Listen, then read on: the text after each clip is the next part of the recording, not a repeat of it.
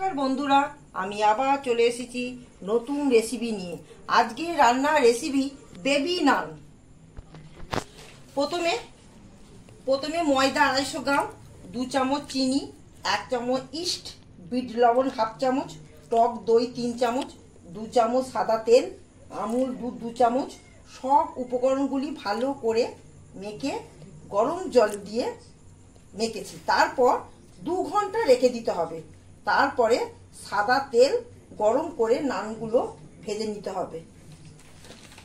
বন্ধুরা, বেবি নান আমি বেলছি। বেলা হয়ে গেলে একটা একটা করে কড়াতে ছাড়বো। বন্ধুরা, কড়াতে আমি তেল দিয়েছি, তেলটা গরম হয়ে গেছে। এবার আমি একটা একটা করে ছাড়বো।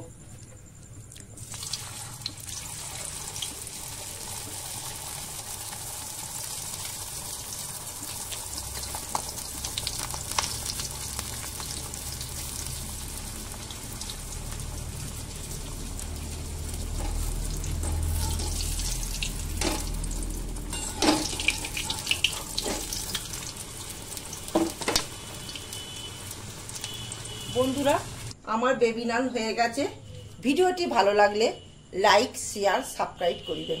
টাটা।